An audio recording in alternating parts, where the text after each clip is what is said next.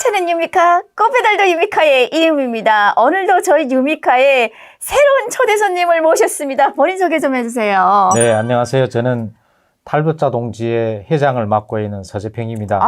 네. 제가 정말 어렵사리 모신 우리 회장님이십니다. 네. 아시는 분들은 아시겠지만 탈북자 동지회라는 이렇게 사이트가 하나 있는데요. 우리 탈북 단체의 초창기이죠. 네, 사단 법인으로서는 첫 네. 이제 법인 단체고, 네.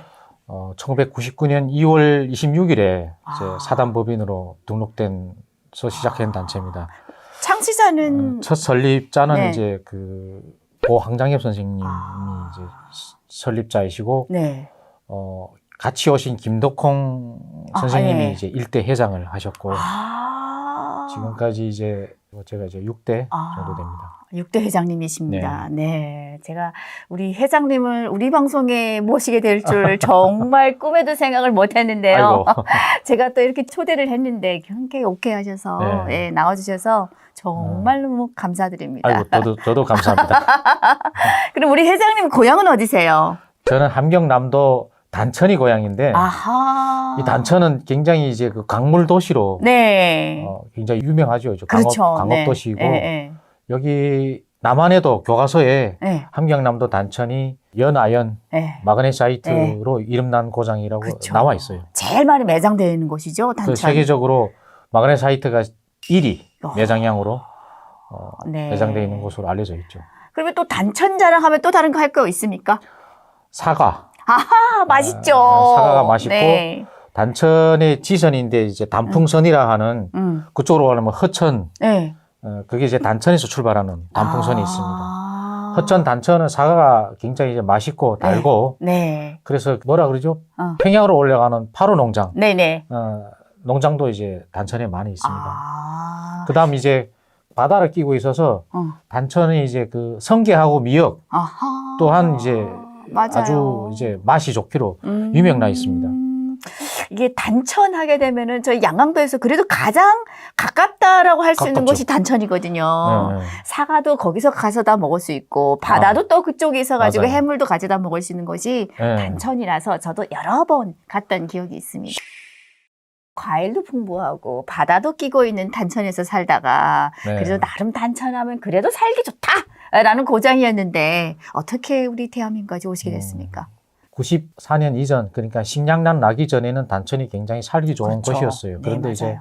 식량난이 시작되니까 광업 도시니까 보니까 배급이 공급 안 되니까 굉장히 어려워져서 후에는 단천이 못 살 것이라고 평이 아마 나와 있을 겁니다. 네. 그때 당시 이제 꽃집이들도 많고 맞아요. 그러기로 유명해났죠. 네. 제가 탈북하게 된 거는 중국에 저희 고모님이 계셨는데 네. 일제 때 이제 저희 할아버지가 중국으로 갔는데 오. 저희 아버지, 그러니까 남자 형제들은 다 북한으로 나오고 고향으로 나오고 시집을 간 고모님이 떨어지게 됐죠, 중국에. 그래서 결국 조선족이 되고 고모님이 중국의 친척으로 남게 된 거예요. 그러셨구나. 네. 네. 그래서 그 고모님이 이제 연락이 왔어요. 조선이 많이 어렵다고 하는데 북한이 많이 어렵다고 하는데 다른 친척들은 도와달라고 많이 하는데 왜 도와달라는 소리를 안 하냐, 너네는. 그래서 그 편지를 받고 이제 일단 그 남양이라는 곳에 갔죠. 남양에 가니까 여가는 들 수가 없고 사람 많고 이렇게 개인 집마다 이제 숙소를 정하고 맞아요, 그랬어요. 연락을 취해서 이제 친척을 만나는 중에 이제 기다리는 중에 사건이 터졌어요. 어떤 사건? 숙소집에서 라디오가 발견됐는데 주파수가 고정이 안 된 라디오 있잖아요. 짜리잖아요. 네네네네. 그러니까 신고 안 한 라디오. 네. 그리고 그 라디오가 하필이면은 남한 그 KBS 방송에 돼 있었는데 그게 발각이 된 거예요. 숙박금 내려다가. 아이고, 북한에는 라디오도 경찰서에 가서, 여기로 가면 경찰서고 안전부에 가서 그렇지. 우리 집에 라디오가 있다 이렇게 등록을 해야지 볼 수 있거든요. 등록하고 그 주파수 선을 이렇게 다 봉인하죠. 하고 도장이 네. 이제 박은 거 봉인하잖아요. 남한 방송을 못 듣게. 그렇지. 네. 주파수가 고정했는데 그런데 그 라디오가 발견돼 가지고 그때 당시 남양 분주소에 가서 조사를 받았는데 숙소집 주인과 제가 이제 같이 조사를 받았는데 결과적으로는 이제 한 5일 조사를 받았는데 외부에서 간 저를 혐의를 많이 이렇게 씌우고 함경남도 출신의 어떤 그 안전원이 그때 당시 있었는데 그 사람이 살짝 기뜸하는 거예요. 이제 조사가 완료되면 너는 보입으로 넘겨진다. 아니 근데 그때 방송을 들었습니까? KBS 방송을? 좀 들었죠. 저녁에 조금 듣다가 자곤 했지. 뭐 어떤 내용을 들었습니까? 주로 노래를 들었어요. 늦은 시간에 캐다 보니까 무슨 라디오 내용을 못 듣고 노래만? 노래만 들었어요. 아. 저녁에 늦게 틀다 보니까 노래만 계속 나오더라고, KBS에. 어떤 노래를 들었습니까? 주현미 노래. 아하, 네. 마주치는 눈빛이 하는. 그거 하고 영동교, 영동교인가? 예, 예. 그 다음에 또 뭐 몇 가지 노래를 네. 들었는데. 아니 근데 노래 들어도 안 되죠. 네. 그 다음에 기억나는 거는 CBS인가 국동방송. 국동방송에 김장한 목사님이라는 분이 설교하는데 그건 전혀 못 알아듣겠더라고. 뭐 알아듣죠? 무슨 영혼이 어떻고 예수님이었던데 예수가 누군지 영혼이 뭔지 아나? 그렇지 모르지. 근데 아주 방송이 또렷하게 잘 들렸어요. 알아 못 들을 뿐이지. 그냥 KBS하고 국동방송은 그때 당시에 소리가 아주 잘 들리고. 근데 결국에는 조사 과정이 그렇게 되다 보니까 갑자기 제가 생각이 확 바뀌었죠. 결국 이렇게 되면 정치범이 되는구나. 그렇지. 그래서 가자. 가야 되는데 갑자기 어떻게 갈 수 없잖아요. 근데 이제 중국 친척 만나려 남양에 오게 되면 외가리 부대라 그래요. 여기 외가리라는 새가 있어요. 목이 긴 새. 목이 긴 새인데 긴 목을 빼덕을 중국 쪽을 하염없이 기다린다 해서 그걸 외가리 부대라 그래요.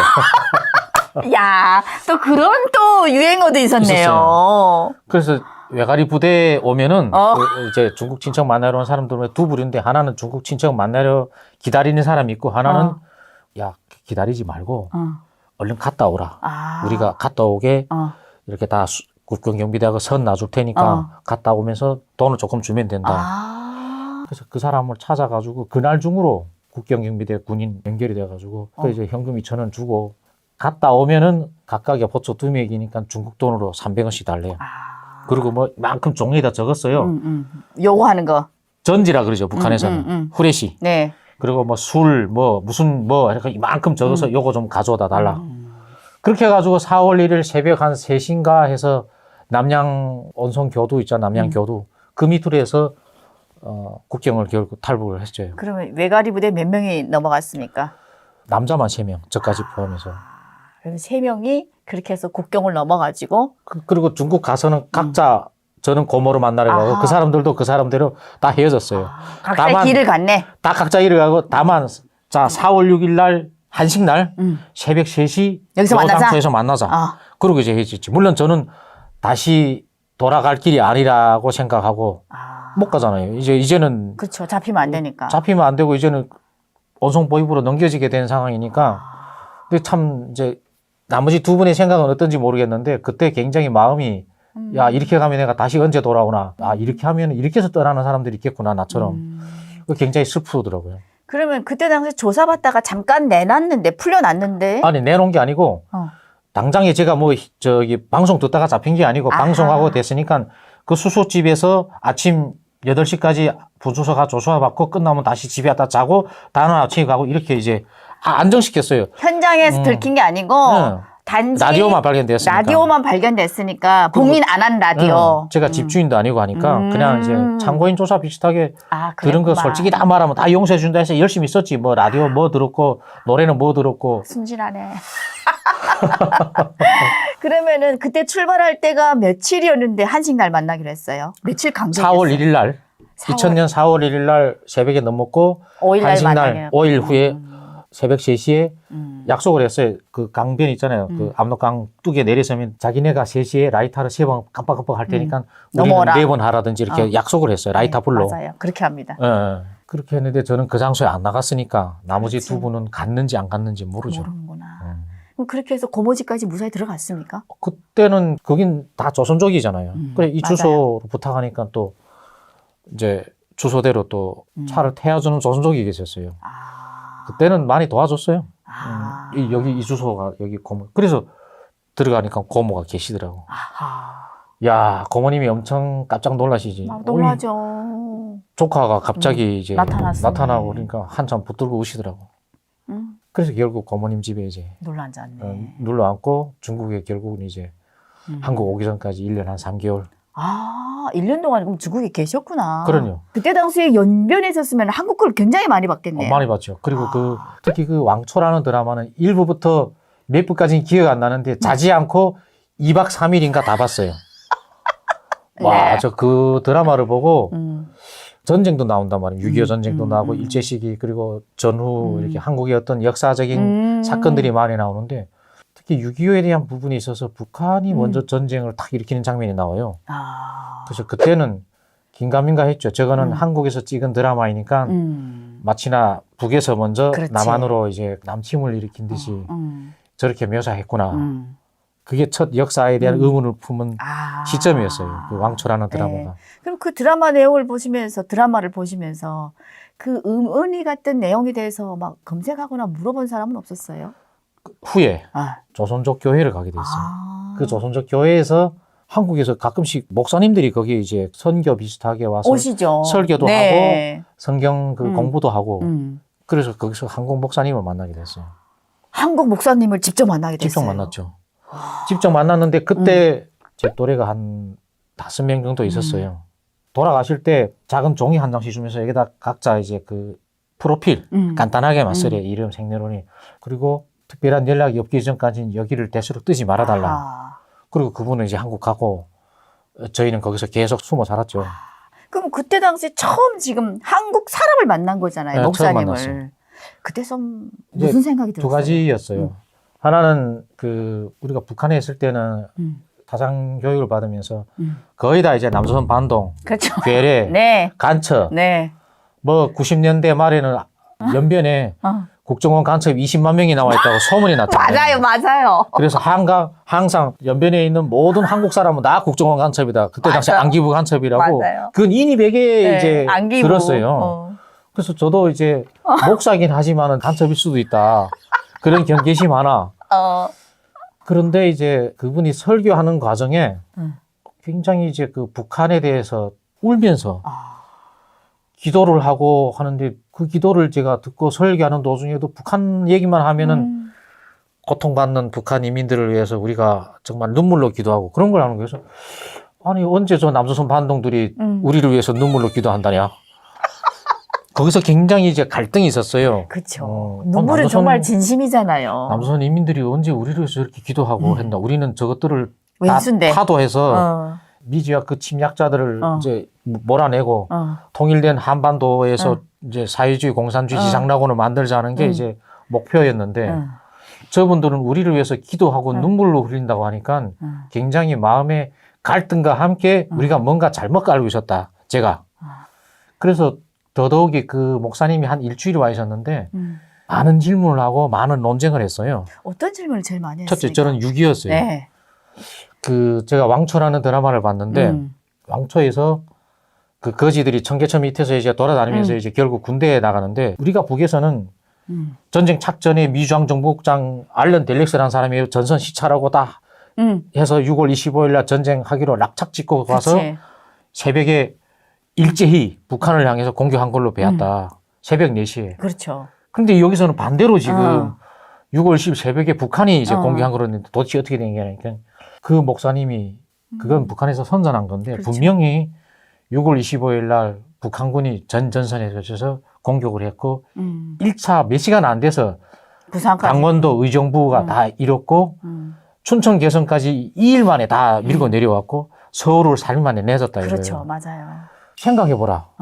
만약에 그렇지. 남한이 마음 먹고 그 공격을 준비를 해서 했으면. 우리에 공격했으면 일정하게 북한을 올라갔어야지. 왜 내려오나. 도리어 서울을 수도를 3일 만에 잃어버리는 함락을 당하겠냐. 전쟁 역사에 그런 게 있냐 그러는 거지. 듣고 보니까 맞는 말이죠. 맞는 말이에요. 그래서 그 말은 답변 못하고 아니 목사님은 지금 남한 사람이니까 남조선 사람이니까 그렇게 말하잖아요. 그러니까 객관적으로 이제 그 역사책이랑 여기서 제가 이제 구해서 줄 테니까 다 읽어보라.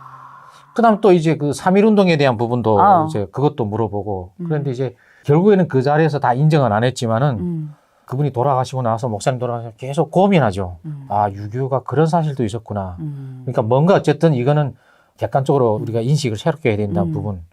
그리고 한국이 엄청 못 산다고 들었잖아요. 네. 뭐 제가 학교 다닐 때는 그 월사금이란 걸 못 내서 아이들이 이제 그 피를 팔아서 그 돈으로 맞아. 이제 월상금이라는 게 월마다 내는 학교 비용이었는데, 그리고 뭐 구두 닦기 하는 소년으로 뭐 미군이 거리 골목골목에 뭐 가빈청 들고 서 있고, 미군 구두 닦아서 돈 벌어서 돈 벌고, 학비를 낸다. 뭐 여성들이 뭐 미군 어떤 성노예도 네. 되고 이런 어떤 얘기들이 들었는데, 정작 중국에 나와서 나만의 드라마나 영화를 보면은 우리 북한보다 엄청 잘 살고 있는 사실.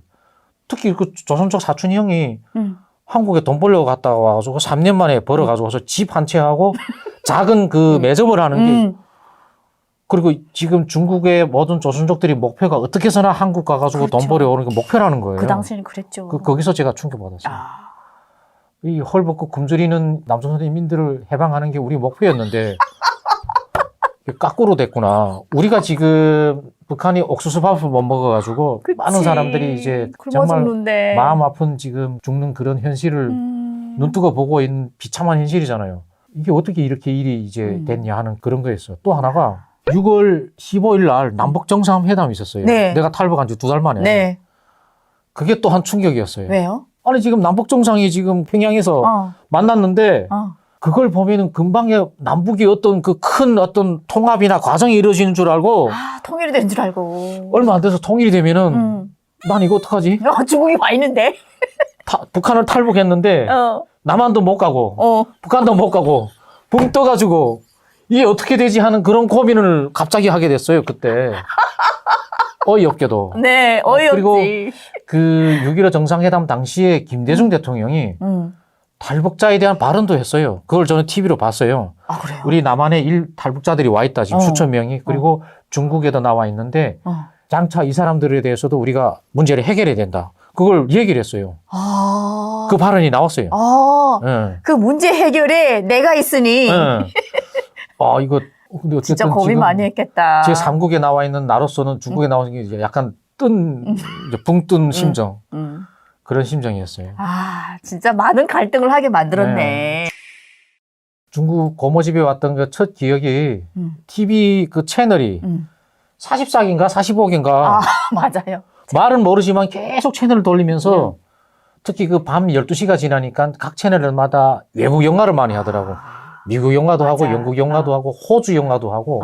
그래서 이제 사회주의 국가인 중국이 문화 개방을 해서 외국 영화, 특히 서방 국가 영화들을 마음대로 돌리는 거 보고 그것 또한 이제 충격이었죠. 맞아요. 그리고 채널이 수십 개 채널이 있다는 것도 충격이죠. 그걸 북한에서 통로라 그러잖아요. 그렇죠. 지방에는 중앙 TV 하나잖아요. 북한 하나죠. 평양 가야 뭐 세 개. 만수대인가 개성인가 네. 보지만은 그것 또한 충격이었어요.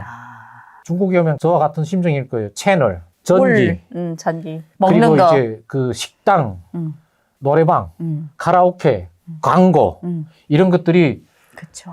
그게 사람이 그거는 북한으로 가도 눈에서 알른거리는 게 그거래요. 맞아요. 저는 아직 북송 안 돼 봐서 모르는데. 전 북송 때마다 정말 그게 머릿속에서 떠나지를 않더라고요. 그게요. 별 세상이 온 거죠. 그러면은 그렇게 해서 중국에서 고문에서 1년 3개월을 사시다가 결국에는 그 목사님의 도움으로 인해서 그렇죠. 그래서 그 목사님이 안내해 준 가정이 있었어요. 그리고 그 또 할빈에 와서 그분이 또 다 연결이 돼가지고 그래서 거기서 만난 사람들과 같이 연길까지 나오라. 이제 한국 떠난다. 연길로 나와서 두리아나 선교회, 그때 당시 두리아나 선교, 천기원 선교사님을 이제 백산 호텔이라는 곳에서 백산 호텔 만났어요. 어떤 방에서. 이제 만나니까 그때 당시에 미국에서 오신 그 선교사님들이에요. 교수인데 누군지는 몰라요. 미국 국적을 가지신 한국분이죠? 한국 다 한인들이에요. 한국인들인데 그때 당시 정확한 북한 실상을 이제 알고 싶다. 정말로 굶어 죽는 거에 대한 부분과 식량 사정 그리고 뭐 여러 가지를 이제 한 서너 시간씩 얘기하고 또 헤어지고 다음날 또 한 3일을 만났어요. 굉장히 마음 아파하기도 하고 그리고 목표가 뭐냐. 한국 가려고 여기 왔다. 이제 그래서 거기서 3개월을 기다렸죠.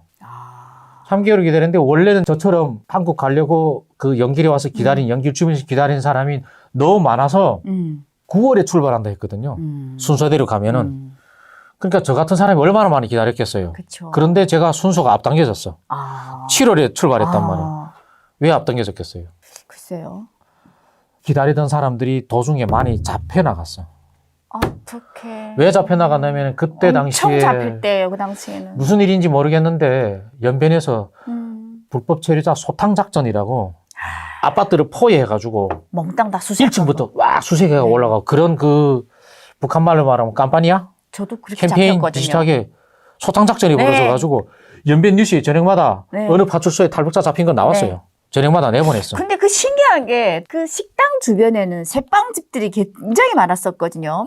그래서 그 새빵집에 들어갔는데 나만 여기에서 살겠지라고 생각했는데 그 소탕 작전을 하느라고 중국 공안들 차를 딱 대기시켜 놓고 사방팔방 포위해가지고 다다다다 이렇게 훅고 지나가거든요. 문 집집마다 다 두드려가지고 그때 저도 잡혔는데 그 아파트에 탈북자들이 굉장히 많이 나오는 거예요. 그러니까 깜짝 놀랐어요. 그러니까 제가 4월에 도착했는데 9월이나 10월에 출발해야 될 정도니까 야, 다 잡혀가서 그랬구나. 제 기억으로는 제 짐작으로는 그때 당시 수천 명이 계속 잡혔어요. 영길 시내에 네. 기다리고 있었다. 네. 근데 그 중에 거의 가반수가 잡혀나간 거예요. 그러니까 제가 안 된 일이지만 제 순수가 앞당겨진 거예요. 앞당겨졌구나. 석 달이 거의 앞당겨졌거든요. 그리고 또 하나가 그때 당시에 어떤 아이하고 출발하게 됐는데 그 아이는 먼저 출발하게 됐고 결국 6명이 이제 몽골로 출발하게 됐죠. 아, 몽골저였습니까? 예, 몽골로 왔어요. 그치, 초창기 멤버니까 몽골이죠. 제일 어려운 몽골. 우리 앞서서 출발한 조, 또 우리가 출발하는 이틀 전에 또 누가 출발하고 이제 그렇죠. 대충 네. 그때 그 천 선교사님이 설명하더라고요. 그래서 꼭 성공해야 된다. 뭘 주의해야 되냐. 사막에 들어갔다가 잡히지도 않고 적이 나타나지도 않고 행방불명된 사람 많다. 맞아요. 정말 조심해야 길을 된다. 잃어서. 네, 조심해야 된다는 걸 누차 설명하고 조심해야 될 부분들을 강조를 했는데 그건 현장에 가봐야 되는 문제지.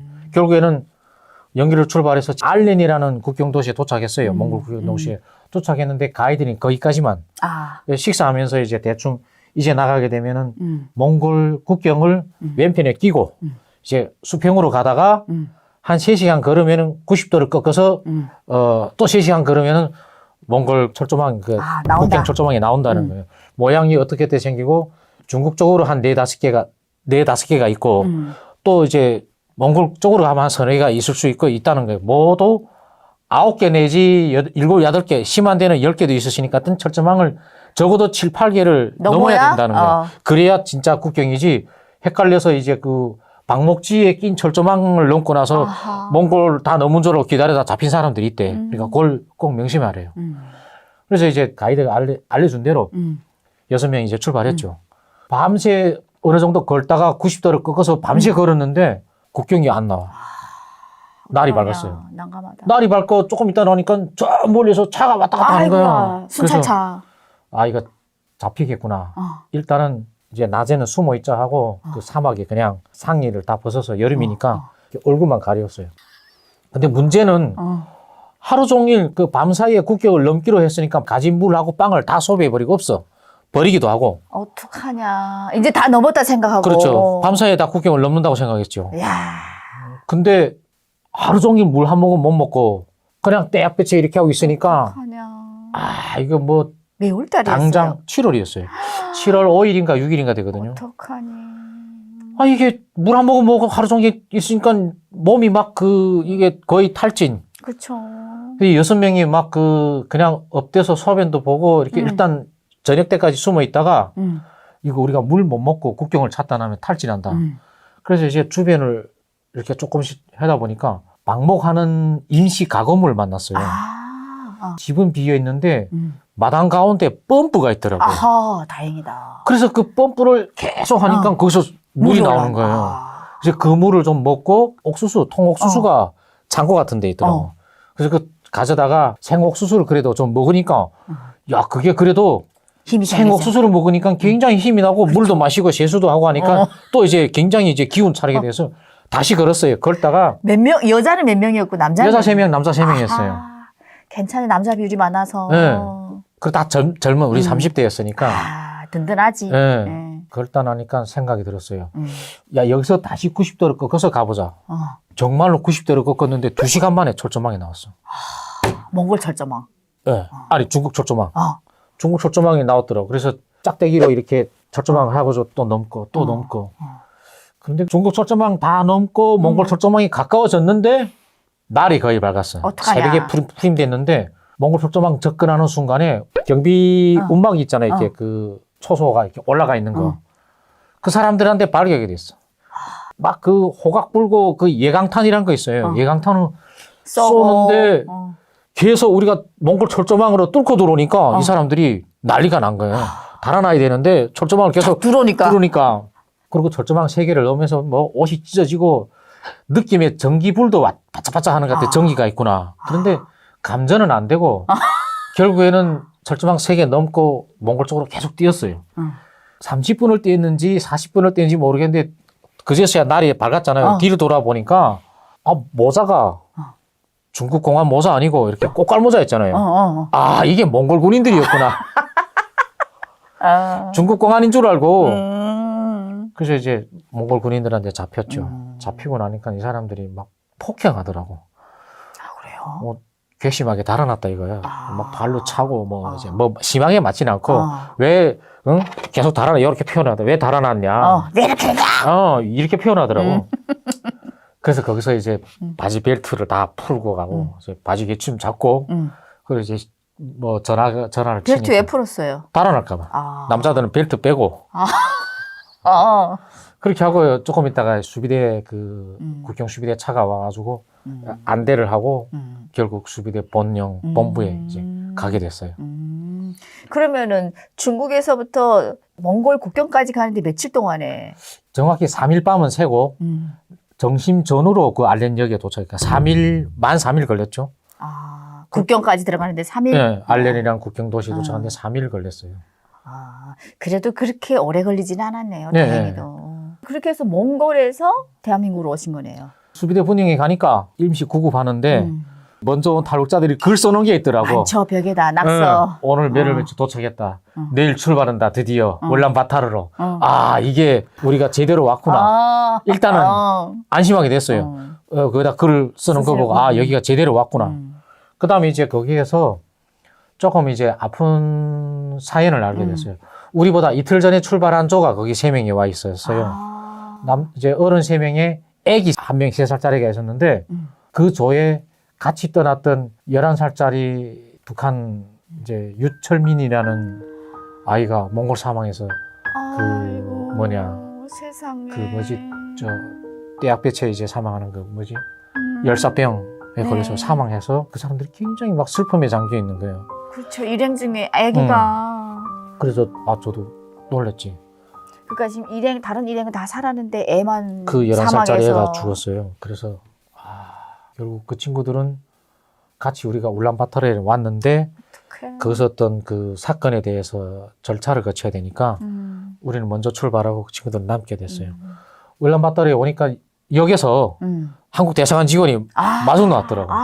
나와가지고 마중 나와서 오신양 수고 많았다.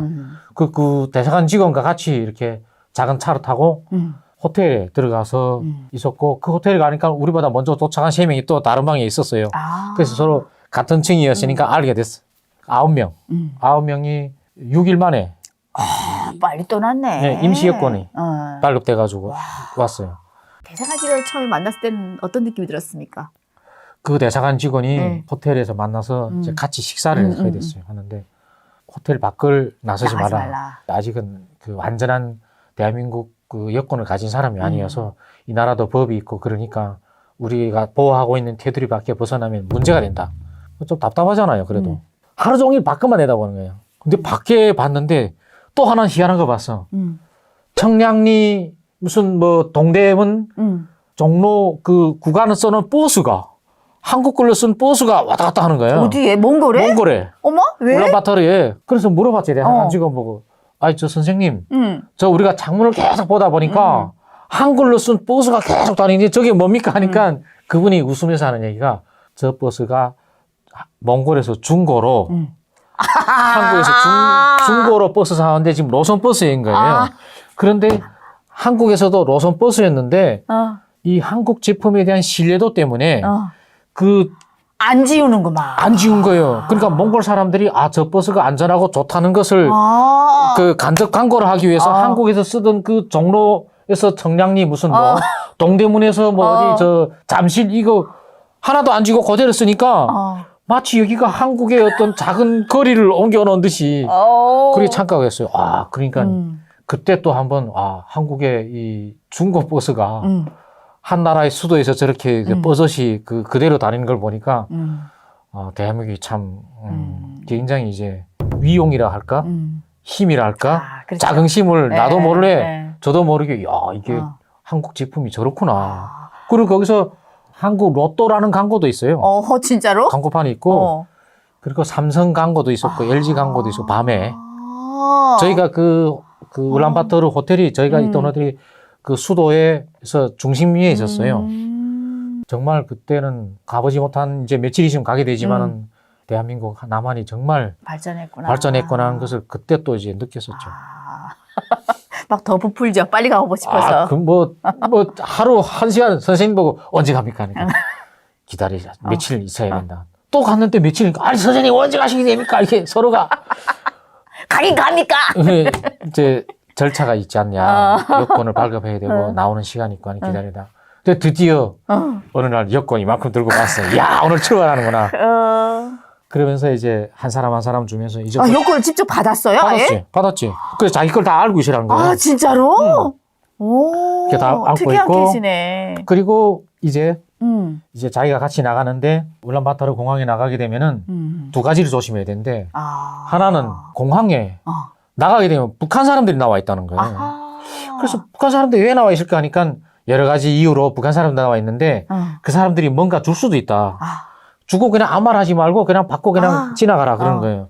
말하거나 뭐 시비 걸거나 절대 하지 마라. 뭐지? 그다음 두 번째 우리가 알려주는 줄이 있는데 그게 이제 한국 가는 비행기 줄인데 그 줄을 이탈하지 말아라. 궁금해서 저쪽으로 갔다 그러면은 큰 문제가 난다.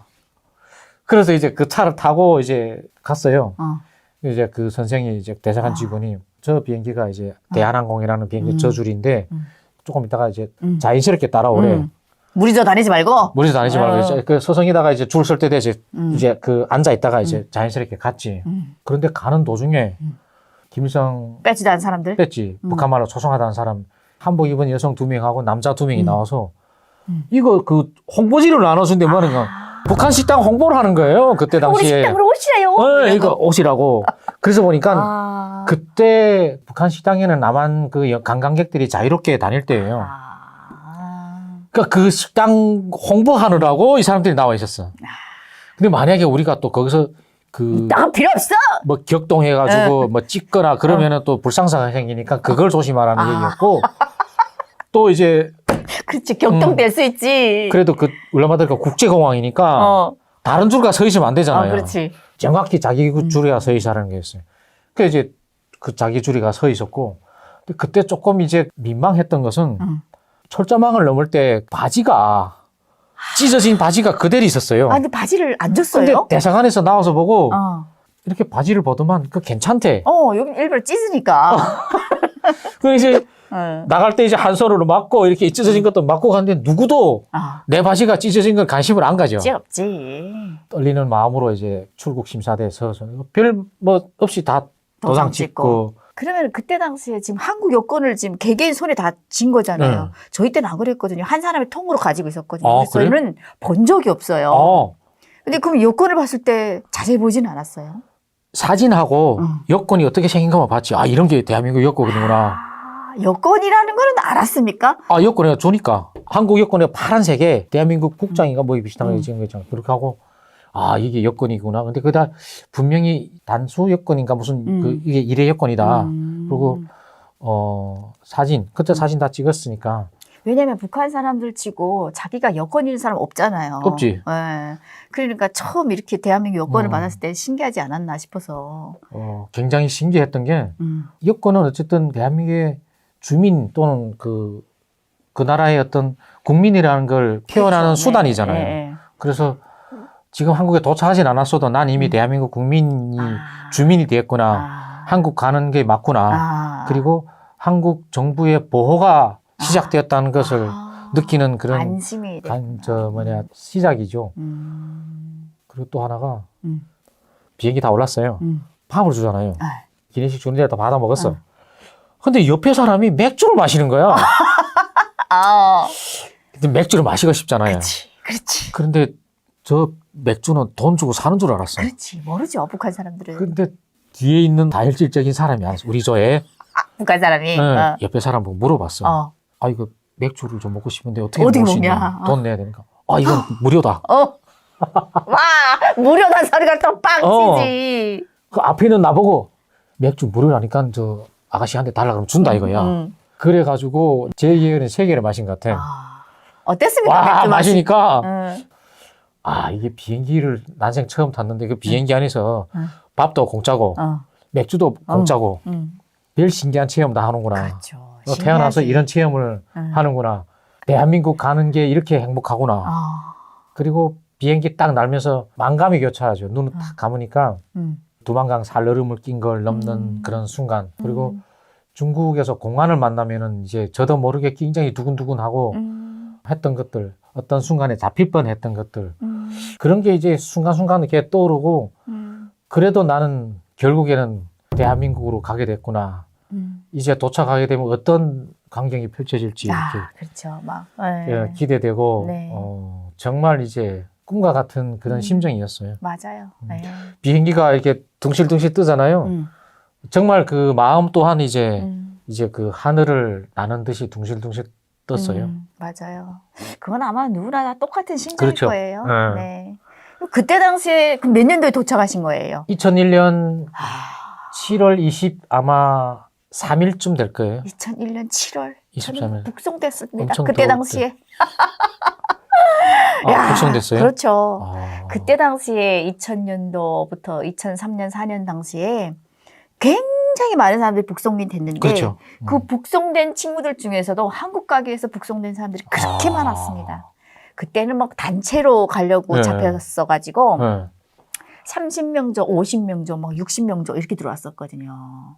잡힌 사람들. 아예 잡혀서 한국 가려다가 그때 당시에는 몽골, 북경 영사관, 주로 네. 영사관이 많았어요. 그래서 이제 그 브로커들이 단체를 어느 한 집에 이렇게 숙박을 명씩. 해놓고 수십 명씩 잡혀와가지고 그때 당시에 한국에만 가면은 이렇게 좋다라는 건 알긴 알았는데 갈 방법도 없었지만은 또 그렇지. 가다가 잡힌 사람들을 보게 되면은 나는 다시는 한국 가려는 생각을 접어야 되겠다. 그 정도로 이렇게 예, 막 때리고 패고 해서 그 옆에 있는 언니는 막 갈비가 간을 찔러가지고 막 죽고 이런 것도 봐가지고. 야. 근데 그때 당시에 한국으로 간 사람들이 그렇게 부러웠었거든요. 아니 저도 그렇지. 네. 저도 아마 중국에서 그때 당시에 있으면서 남한에 간 어떤 사람을 알게 됐거나 그러면 이건 하늘과 땅, 천국과 지옥의 차이거든. 그렇죠. 같이 있던 교회에서 운영하는 기도원에 잠깐 숨어 있었을 때 결국에는 그 5-6명 중에 제가 먼저 한국을 오게 됐어요. 그 이후에 한국 나와서 한 사람하고 통화하게 됐는데 그 친구는 전화해서 중국에 있었단 말이에요. 야, 너는 얼마나 좋겠냐. 정말 부러웠죠. 야, 말을 못 하는 거예요. 그 친구가. 그래서 나도 그렇지. 야, 어쨌든 정신 바짝 차리고 너도 이제 한국 오는 준비를 한다고 하니까 실수 없이 매사에 조심해가지고 꼭 한국에서 보자. 그 친구도 후에 한국 왔어요. 인천공항에 딱 도착해서 나가는 입구에 2명인가 기다렸어요. 울란바토르에서 오신 분들인가 9명이죠. 그래서 네. 왔다 가니까 대한민국 정부를 대표해서 환영합니다. 그런 거예요. 그래서 이게 우리를 마중 나온 사람도 있구나 하고 그분이 안내한 대로 가서 버스 타고 이제 가게 되는 거예요. 몽골에서 도심에 다니는 한국의 버스를 구경만 했던 버스를 이번에 탔습니다. 네, 직접 타고 네. 공항에서 타오니 버스 한 25인승 버스를 타고 이제 9명이 타는데 쭉 그 공항을 인천공항 서울에서 인천공항 들어오는 도로예요. 그때가 7월 23일이니까 작은 야산들이 옆으로 있었어요. 근데 도로도 멋있거니와 그건 이제 쫙 뻗은 도로이고 그 작은 야산들이 이제 그 숲이 땅이 안 보이는 거예요. 그래서 나무. 순간적으로 북한에는 저 정도 야산이면은 나무 뿌리까지 다 뽑고 뽑아가지고. 아예 나무라는 그런 것이 없고 뭐 자풀이나 작간목이 자라는 것도 다 비어서 쓰잖아요. 네. 이제 숲이 꽉 차서 땅이 안 보이는 거예요. 여기는 북한 말로 치산치수라는 그런 관리가 엄청 잘 돼 있구나. 숲이 너무 우거져서 땅이 안 보이는구나. 그게 첫째 제가 굉장히 이제 와닿던 거였고 가다가 도로에 보면은 이정표가 있잖아요. 네네, 안내 표지판이 그거 있었는데. 신기하더라. 근데 그 가다가 월미도라는 그 표지판에 북한 영화 월미도가 있잖아요. 그렇죠, 있죠. 북한에서 그래서- 월미도 다 알죠. 아, 월미도가 진짜 있는 섬이구나. 아하. 그리고 또 하나가 그 월미도 영화가 금방에 떠올라가지고 그 옆에 앉은 선생 보고 선생님 북한에 월미도라는 전쟁 영화가 있는데 간단히 얘기했죠. 그 인민군 한개 중대가 메가더의 5만 대군 상륙 작전을 3일을 막아 영화를 주제로 했다 하니까 이 선생이 갑자기 인상이 달라지면서 뭐라 하면은 그래 그걸 믿어요 그러는 거예요. 그래서 아니 그걸 내가 지금 북한 영화를 지금 그렇다고 한 영화라고 설명했는데 선생님이 버럭 성을 내는 거예요. 그래서 아니 그 북한에서 그대로 믿을 수밖에 없고 그치. 그 영화가 하도 북한에서는 사상선전 그래가지고 그 영화의 주인공을 따라뵙기 위한 그런 그렇지. 운동도 그 하잖아요. 운동하잖아요. 그래서 그것 때문에 이제 전투 영화를 얘기했는데 그 선생님이 갑자기 버럭 그 성을 내니까 아니 뭐 제가 저 영화 얘기를 했는데 이제 하니까 다 거짓말이라 이거예요. 거짓말이지. 어쨌든 월미도라는 섬이 사실이었고 여기에 보니까 월미도 빠지는 도로가 있구나 섬이 있구나 하는 거 선생이 버럭 성을 낸 거. 그죠 그런 마음을 안고 이제 대성공사에 도착해가지고 9명이니까 이렇게 큰 이런 그 통에 각자 갈아입을 추리닝, 주죠. 그 담배, 무슨 이런 관시, 그리고 속내이 그런 걸 딱 세트로 이렇게 주더라고. 그래서 샤워했고 딱 갈아입고 그렇게 해가지고 드디어 이제 대성공사가 이제 시절이 시작됐지. 그렇죠, 그렇죠. 그러면은 저희 때는 대성공사에 있으면서 네. 담당 그 선생님들이 몇 명씩 데리고 바깥에 구경도 나가고 했었는데 그렇죠. 했었어요? 그 조사 끝나고 나서 옷살에 나가는 거 이제 2번 있었고 그 다음에 대구탕집에 갔어요. 아하. 그 참이슬 소주를 도수가 낮으니까 남자 5명이 나가서 선생 보고 이제 얘기했지. 우리 이런 걸 한 박스 먹어도 안 취한다고.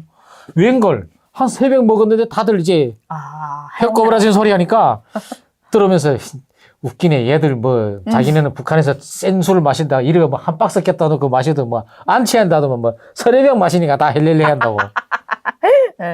그래도 술을 이렇게 잘 마시고 좋아하니까 또 한 번 나간대. 다음번에 나갈 때는 남대문 상가인데 실향민들이 운영하는 상가. 뭐 그때 제 기억에는 신의지에서 온 사람도 있었고 박천에서 온 사람도 있었고 그분들이 우리를 보니까 굉장히 이제 이제 반가워도 하고 열심히 잘 살아라. 근데 중요한 건 쭈꾸미 볶음인가? 그런 식당에 갔는데 와, 그 쭈꾸미 볶음 이런 건 또 이제 저는 동해에 있었고 쭈꾸미 그 서해 남해에서 나오는데 이게 뭐 코로 들어가는지 입으로 들어가는지 몰라. 맛있었구나. 엄청 맛있어요. 그래서 그걸 3번인가 시켜 먹었어. 3번. 그러니까 그 선생님, 야, 이 배가 무슨 다른 건 이렇게 안 먹는데 이건 이렇게 먹네.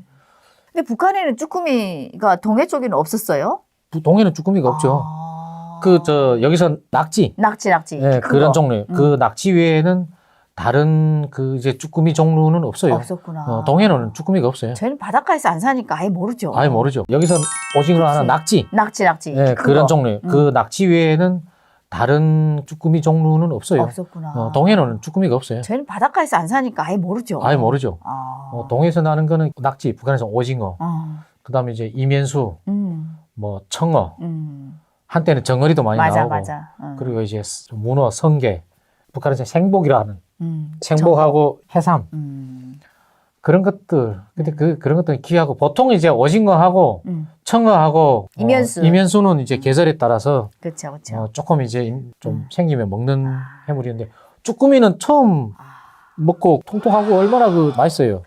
좋아해요? 그쵸? 전 좋아합니다. 아, 그러면은 한국에서 처음 접하는 어떻게 보면 식당 문화잖아요. 네. 어땠습니까? 뭐 신기하게 느껴진 건 있었어요? 반찬. 네. 그냥 밑반찬? 밑반찬. 그 밑반찬을 그냥 주는 거가 신기했죠. 신기했어요. 네. 배고프니까 밑반찬을 먹으면은 담당 선생이 야, 메뉴가 나오기 전에 그걸 그만 먹으라 하는데 김치도 깍두기도 콩나물 무침도 그리고 또 이제 식당마다 특징이 있잖아요.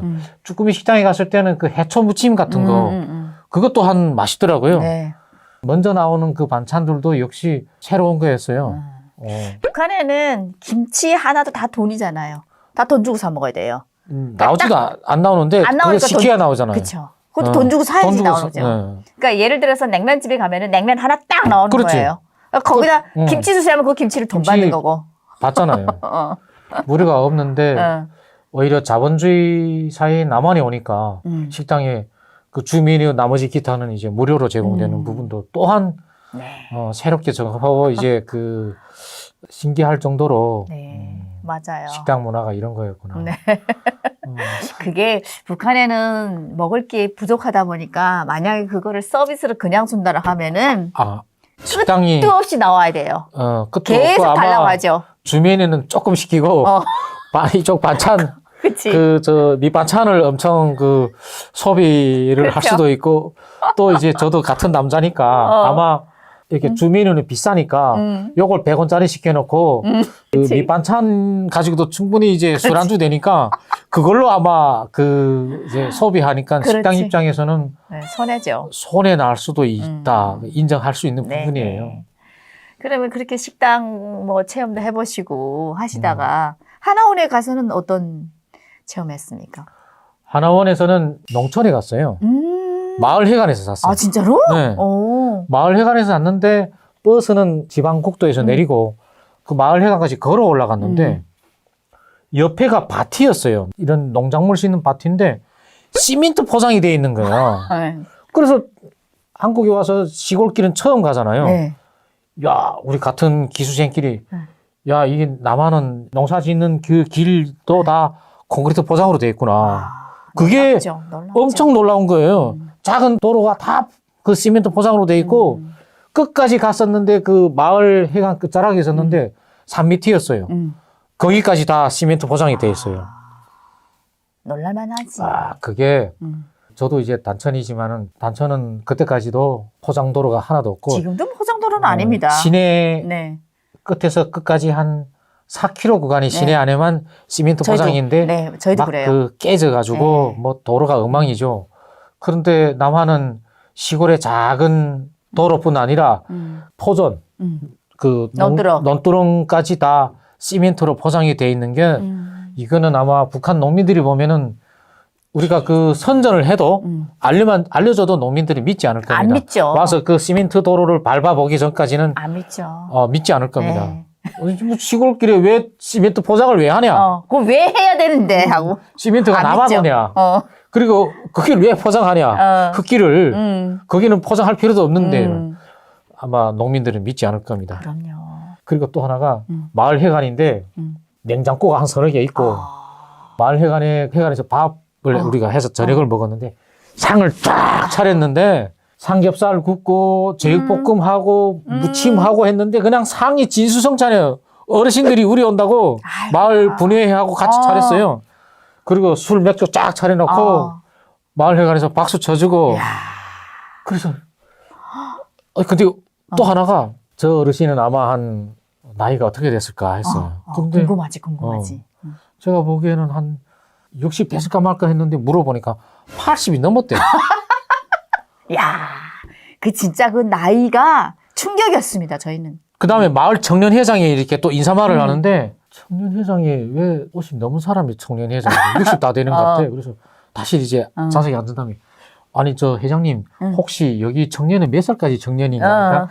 웃으면서 이제 자기가 여기서 일단 이 마을에서 제일 자기가 젊다. 젊어서. 그래서 청년회장인데 자기가 지금 56이라는 거야.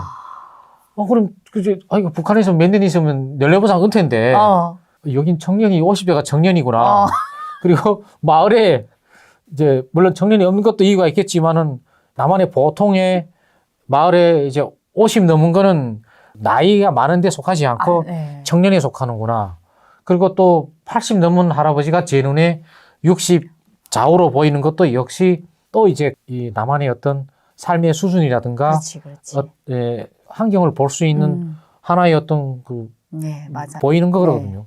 그래서 제가 이 한국의 나이 많은 분들도 굉장히 젊고 건강하시거나 하고 정말 그 어르신들은 어르신 같지 않고 뭐 북한식 표현하면 이제 금방 은퇴 나이 될 사람들이 또 본인들도 건강하다고 자신 있게 표시하는 부분들도 이미 저는 하나원에서 체험 기간에 그걸 이제 저 느꼈어요. 충격이죠. 충격이었죠. 북한에서 50 넘으면 할아버지 소리 듣거든요. 아바이라 그러죠. 아바이라 그러죠. 네. 하- 할아버지도 아니고 아바이. 아바이라 그러지. 할머니들은 아마이. 40 중반 넘으면 벌써 네. 이제 아바이라 그러고 뭐 저도 그럼 할머니입니다. 북한에 있으면. 나도 아마 이제 벌써 2, 3년 전에 이제 북한식으로 표현하면 저 아바이라 불렀을 거예요. 네, 이게 그 나라의 발전 수준을 보려면은 시골에 가서 보면은 그 나라의 경제 수준을 안다라고 네. 했거든요. 예. 시골 쪽이 제일 마지막에 그 발전하기 때문에 예. 그리고 하나는 또 이제 그 나이 이제 분별 나이 이제 그 헷갈리는 부분이 하나원에 교육하러 오는 선생들이 있잖아요. 네. 그 하나원 교육하러 갔죠. 갔는데 교육하러 오는 선생들이 여성분들이 네. 있잖아요. 네. 그분들이 다 아가씨인 줄 알았어요. 아, 맞아. 네. 아가씨인 줄 알고 네. 저분들 시집 안 간 처녀들인 줄 알았어요. 어. 그런데 이제 강의 끝나고 나서 개인적으로 대화할 시간이 네. 있었단 말이에요. 선생님이 혹시 이렇게 몇 물어보다 하면 살입니까? 이렇게 물어보다 하면 말하는 게 나이는 물어 안 봤는데 너무 하는 거 우리 애가 뭐 이런 말을 하는 거예요. 아침에 떠났는데 우리 애가 뭐 저래서 뭐야 저분이 시집 가서 아이가 있어? 그래서 선생님 맞아? 혹시 저 결혼하셔? 우리 애가 지금 몇 살인데 학교 다니고 뭐 이런 말이 하는 거. 뭐지 이거 천애인 줄 알았는데. 천애인 줄 알았는데 시집 가서 이제 시집 간 정도가 아이가 지금 10살 이상으로 학교 다니고 있어. 야. 그리고 제가 그때 31살이었는데 네. 저보고 그분들이 제가 몇 살 같아 보이나? 몇 살을 받겠어요? 응? 보통 36 이거 물어봤어요, 저를. 그거는 괜찮습니다. 제 남동생이 네. 군사복무 10년을 하다가 음, 딱 30에 대한민국으로 왔거든요. 음. 그때 당시에 저랑 같이 나가면은 제 아버지냐고 물어본 사람도 있었습니다. 군복무가 그 우리 엄마랑 같이 나가면은 엄마랑 부부인 줄 알아요. 그 정도로 보는 거예요. 그럼 본인이 저는 약간의 그치. 본인이 너무 스트레스 받으니까. 이게 군대 나가서 10년씩 있다고 금방 제대되자마자 한국으로 왔었거든요. 그렇지. 뭐 이게 그러니까 얼굴이 이게 별 사이 없이 고된 훈련과 스트레스로 그냥 찡그리고 그렇죠. 살았던 것이 네. 그대로. 그러니까 북한 사람들은 진짜 30대도 우리 대한민국에 와서 보게 되면은 한 50대로 보이는 사람들이 북한에 가면은 30대인 거예요. 네. 약간 저는 내가 지금 31살인데 36 읽어보라 가지고 마음 상했구나. 마음이 좀 상했지. 그것도 그분이 되게 조심스러워서 젊게 얘기한 것 같은데. 그랬나? 그럼요. 자기 나이 다 보고, 그런 것 같아요. 이렇게 얘기한 사람들이 없습니다. 나름 그래도 줄여서 얘기를 했을 텐데. 그렇구나. 아무튼 우리 북한 세터민들이 와가지고 대한민국 사람들이 이 나이에 충격을 많이 먹습니다. 맞아요. 네. 그러면은 하나원에서 이제 아까 농촌에 탐방을 가셨다고 하셨는데 그 농촌에서는 또 둘러보지 않았어요? 저 시골 집 있잖아요. 네. 그 농촌에 사는 네. 집들도 이제 방문해가지고 커피 한 잔도 마시고. 집에 들어가 보고 어땠어요? 농촌집이잖아요. 농촌집에 들어가 보면은 이제 다 단독주택에 TV, 냉장고, 음. 세탁기가 기본으로 다 있고 집 안에 이제 안에 그 가구라든가 네네네. 다 그냥 벽지가 아니고 목재를 세밀하게 가공해가지고 이 끝 마무리를 다 목재로 하고 공사를 한 부분들이 굉장히 이제 시골인데 북한에서는 저는 그런 개별 집들을 벽지를 좋은 거 바르냐 그런 차이였지 안에까지 이렇게 구체적으로 방마다 이렇게 인테리어를 다르게 하고 가공을 이렇게 목재로 섬세하게 하고 이런 것들은 못 봤어요. 그런데 시골 집이 이 정도니까 굉장히 한국의 보통의 가정의 수준이 알겠죠. 보일 수 있는 거고 또 하나가 그 마당에 보통 그 트랙터라고 하는 거 네네네. 큰 트랙터 있는 집이 있고 작은 트랙터가 있는 집이 있고 차 있잖아요. 차. 포토차. 포토차가 다 있었어요. 트럭이. 그러니까 한 개 가정 세대가 보통 가지고 있는 장비 내지는 운수수단이 북한의 그 협동농장에 비교하면은 한 개 작업반이 가지고 있는 맞아요. 그거예요. 한 개 작업반이 트랙터 한두 대랑 차를 한 대를 갖고 있는데 이건 집집마다 갖고 있으니 집집마다 세대별로 가지고 있고 오히려 더 많이 가지고 있으면 그치. 있었지 절대로 이제 한 개 작업반 이상으로 다 가지고 있다. 한 개 가정 농장이 그러니까 결국에는 그 분들이 농사 짓는 그 범위가 북한의 한계 협동농장 작업반 그렇지. 정도의 농사를 짓는다는 거예요. 그렇죠. 그러니까 작업반이 적어도 5-6개 분조란 말입니다. 50-60명의 인력을 보통 한 집에서 한 집에서 그것도 나이 드신 분들이 적어도 70-80대의 어르신들이 2명이서 그 농사를 지은 걸 우리가 먹고 있어요, 지금. 야, 충격이죠. 충격이죠. 그 북한에 또 이제 농장원들이 너네 한계 작업반에서 하고 있는 걸 남한에서는 1인 내지 2인이 그것도 어르신들이 농사 짓는다 하면은 안 믿죠. 저게 무슨 정신 나간 소리라고 하지. 남한이 잘 산다는 것을 우리한테 그러니까 뭐라 그러지 선전 내지는 기만을 한다고 하는 부분으로 절대 안 믿을 안 거예요. 믿죠. 전화로 우리가 얘기해도 너 남한에 가서 생각이 그 사람들한테 다 변질됐다죠. 변질돼가지고 나한테 반동 사상을 넣기 위해서 주입한다고 생각하지. 그치. 아마 저 가족, 동료, 친척한테 이 말을 해도 믿을 사람이 없을 겁니다. 네, 그 정도입니다. 그 정도예요. 북한에서 한개 작업을 하면 인원이 얼마나 되죠? 한개 작업반의 분조가 보통 6개 분조에 그리고 거기에 보면 이제 축산하는 분조도 있고 수리 분조 있고 아마 적어도 한 70명 정도 그렇죠. 돼요. 네. 네. 참, 한 개 작업반이 갖고 있는 그 장비를 집집마다 갖고 있는다고 하니 진짜 충격이죠. 그럼요. 그리고 예전에는 뭐 지금은 그러진 않은데 간첩들이 이제 북한에서 음. 들어온 간첩들한테 우리 대한민국에서 국정원에서 그때 당시는 안기부였죠. 네. 그 시골집을 그렇게 방문을 시켰다고 하더라고요. 왜 그렇지? 왜냐면 시골 하면 북한 사람들이 시골은 어떻게 생각합니까? 정말 먹고 못 사는 사람들이 시골에서 살고 시골 사람들의 생활 수준이라는 건 정말 뻔하잖아요. 그러니까 시골에 가서 시골집을 보여줬을 때 시골 사람들이 사는 생활 수준만 봐도 알 것이다. 그 나라의 어떤 경제를 안다라는 거죠. 맞아. 그래서 시골집에 데려가가지고 그 시골집을 보고 전향한 사람들이 많다라는 얘기를 들었거든요. 한국은 시골도 이렇게 사니? 제가 알고 있는 난파 네. 간첩도 네. 시골에서 그쵸. 하우스에서 일하던 사람이 네. 그 농촌 파출소에 가서 자수했어요. 뭐야? 진짜로? 응, 그런 사건이 있어요. 근데 파출소에 자수하러 갔는데 뭐야? 진짜로? 응, 그런 사건이 있어요.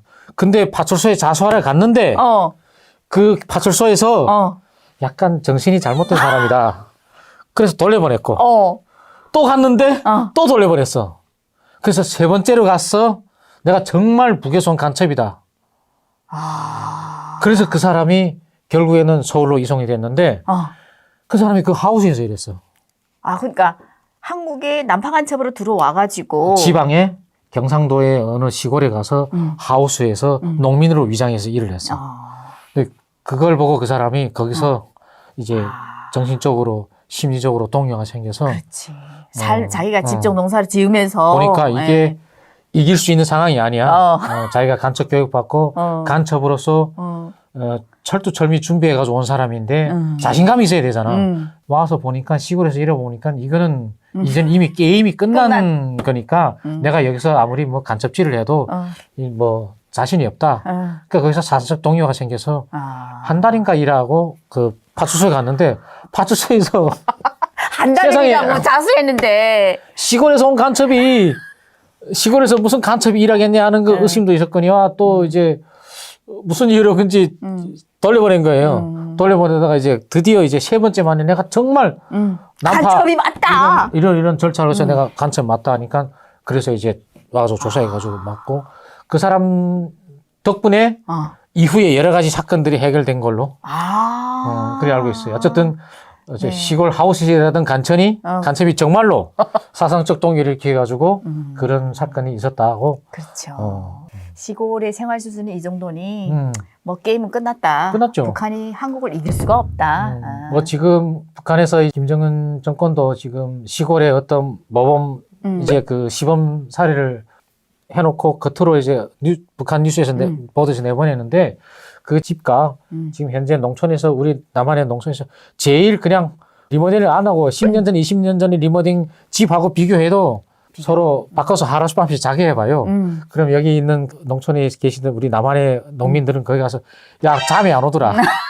그렇지. 내가 이런 집에서 어이 자노. 어떻게 자노? 이제 그럴 그렇죠. 거야 아마. 김정은이 북한에서 제일 잘 지은 집이라고 내세우는 그런 집이랑 우리 대한민국 시골집이랑도 비교가 안 된다. 이 절대 얘기죠. 비교할 수도 없어요. 사실 뭐 실내 겉은 번번한지는 모르겠지만 이 생활적인 부분에서 많이 차이가 나죠. 뭐 밥에 먹는 거, 네. 난방, 취사 네, 그치. 그런 게 우선은 안 되죠. 뭐 여기는 뭐 전기로 밥해 먹고 그치. 난방 보일러로 그쵸. 난방을 하고 네. 가스로 다 해 먹고 전기 가스로 다 취사 난방을 다 해결하고 북한은 아무리 그 모범 그 주택이라 해도 그렇죠. 아마도 석탄이나 나무로 겨우 떼고 그 석탄 나무가 귀해서 최소한의 밥만 해 먹고 그렇죠. 얼마나 정말 추웠습니까? 얼어 죽지 않을 정도로 네. 이제 방한 온도를 유지할 거예요. 네. 요즘은 뭐 식구들이 다 여러 식구들이 추위 때문에 한 군데서 모여 산다고 하는 소식도 듣지만은 평양이 80층, 88층짜리도 연료 난방난으로 시골의 끝자락에 있는 여기 집보다도 훨씬 더 추울 거예요. 그렇죠. 네. 그리고 뭐 시골집에 들어가도 여기는 뭐 전자제품 다 있잖아요. 북한에는 정말 잘 살아야 전자제품을 다 갖고 있습니다. 그 상위 1%. 중앙당 간부들도 네. 아마 TV하고 냉장고, 세탁기도 전기가 돌아야 그렇지. 운영이 되고 네. 사용할 겁니다. 맞아요. 물도 시간제로 올 거고. 그렇지. 전기도 시간제. 네. 아무튼 뭐 시간제로도 그렇게 공급받는 것만 해도 제일 잘 나가는 뭐 상위 1%나 들어간 사람들 정말로 그렇죠. 네. 일반 주민들은 딱 그 구역을 정해놓은 그런 그렇지. 간부주택, 그것도 일반 간부주택이 아니라니까요. 중앙당 간부주택이라든가 네. 어떤 국가의 중요 그런 주택 구분해 놓은 데만 전기 공급을 맞아요. 하지, 다른 데는 전기 공급을 하루에도 한 서너 시간씩 평양도 그렇죠. 네. 할 겁니다. 아무튼 뭐 시골 탐방 가셔서 여러모로 많이 놀라셨네요. 많이 놀랐죠. 네. 시골의 농민들이 사는 모습은 역시 그것만 봐도 하늘과 땅 차이다. 그렇죠. 또 하나원에서 추억하면은 뭐 오래전 일이긴 하지만은 기억나는 거 있으십니까? 그 볼링 치러 나갔을 때. 볼링 치러도 나갔어요? 그리고 저희 때는 여가로 안성시장에 이제 가서 이제 장마당 시장 체험도 했었고. 시장 체험 하루에 돈 줘요. 4만 원씩 줘가지고 아마 자기가 사고 싶은 걸 그 돈 내에서 사고, 그리고 또 노래방 가고 싶은 사람은 노래방 가고, 이 볼링 스포츠 체험하고 싶으면 스포츠 체험하고. 자유로웠네, 굉장히. 그랬어요. 지금 그런 게 없나? 없었죠. 저희 때만 해도 그러지는 그래요? 않았어요. 그래서 노래방 가서 한 두세 시간 놀 사람 두세 시간 놀고, 처음으로 저는 이제 볼링이라는 걸 이제 처음 해봤죠. 그러니까 처음 해봤지만은 그냥 그런 대로 엄청 재밌고, 이게 볼링이구나. 사회 나가면 이것도 좀 해봐야 되겠다. 볼링이 이렇게 생겼어. 대한민국은 어디 가나 시골이든 어디든 곳곳에 이렇게 좀 문화적인 부분이 문화시설이. 많아요. 네, 문화시설이. 근데 제일 많이 갔던 부분이, 저는 이제 체육을 좋아해서 볼링장 갔는데 대개는 다 한 60%가 이상이 노래방 가서 노래를 선생님이 나오는데도 안 나오고 그 노래를 계속 부르더라고. 북한엔 노래방이 없으니까. 네, 그러니까 노래방 신기했죠. 그리고 저도 중국에서 노래방을 딱 한 번 가봤어요. 그리고는 이제 신변이 그러니까 한국의 노래방이 신기하지. 그렇죠. 신기하죠. 한국의 노래방에 난 북한 노래가 있다는 게 더 신기합니다. 반갑습니다. 네. 그다음에 휘파람 다 있잖아요. 휘파람. 네. 그다음에 그 심장에 남는 사람. 네. 그러니까 노래방에 북한 노래가 있는 게 너무 신기했거든요. 저희는 북한에서 한국 노래를 들어도 안 되고, 이자처럼 한국 노래를 듣다가 잡혀갈까봐 지금 오신 거잖아요. 부르면은 역시 더 안 되는 거고. 잡히지 않아서 그렇지. 잡히면은 그쵸. 그것 또한 이제 정치적으로 그렇죠. 네. 처벌받잖아요. 네. 근데 우리는 대한민국에는 노래방에 북한 노래가 뻗어서 있다. 진짜 충격이었죠. 그럼요. 그것도 역시 충격이네요. 네. 엄청 충격이에요. 그러면 사회 나오셔서는 무엇부터 제일 먼저 했습니까? 그 당시에. 사회에 나와서 제가 충격받았던 게 이제 2001년 11월 6일 날에 나왔어요. 그런데 하나원에서 나온 날 저녁에 이제 식사를 나갔는데 식당이 자리가 없어. 그래서 제가 형사님한테 물어봤어요. 형사님, 오늘 혹시 여기 국가 명절이냐? 무슨 기념일이냐 하니까, 오늘이 수능 본 날이래. 수능 본 날. 그래서 수능이요? 하니까 그 수능이라는 게 전국의 고등학교 졸업생들 대상으로 수능 시험을 봐가지고 등인수를 정해서 그 등수 안에서 대학을 가는. 그렇지. 그럼 이제 북한식으로 대학 예비 시험. 그렇죠. 맞아요. 시군별로 치는. 대학 예비 시험이죠. 그런데 식당에 다 왜 몰려왔어요? 그랬어. 그러니까 야, 생각해봐라. 이 친구들이 1년 6개월을 1년 동안을 정말 부모 본인들이 얼마나 열심히 집에서는 막 발끝으로 다녔대. 부모님들이 얘가 공부에 집중할 수 있도록 발끝으로 다닌대. 그렇게 하고 학원 집하면서 이제 엄청 수고하고 고생해서 그동안에 많은 수고를 했다. 결과를 떠나서 그래서 오늘만큼은 모든 식구들이 나와서 밥 먹으면서 이제 그렇지. 축하죠. 축하도 해주고 격려도 해주고 그런 의미로다가 다 이렇게 나와서 밥 먹는 날이래. 야, 진짜 북한에선 보지 못한 광경이잖아요. 그렇죠. 북한에 회식이 어디 있습니까? 가정 회식이. 저도 대학 예비 시험 쳐봤지만은 도착하자 이제 시험 잘 봤니 못 봤니 어떻게 되니 물어보지 가족이 모여 앉아서 시험 그동안에 고생했다고 물론 엄마는 수고했다고 이제 했지만은 그런 어떤 분위기가 다르잖아요. 완전 다르죠, 분위기가. 이제 모든 사회가 수능생들 수고했다고 응원해주고 식당에 모여 앉아 그걸 먹는 걸 보니까 굉장히 이제 인간적인 사회, 가족적인 사회다고 이제 놀랬던 첫날이었어요. 네. 이거 국가 기념일로 정하지 않아도 다 온 국민이 이제 수능생들을 응원하는 그런 날이구나. 맞아요.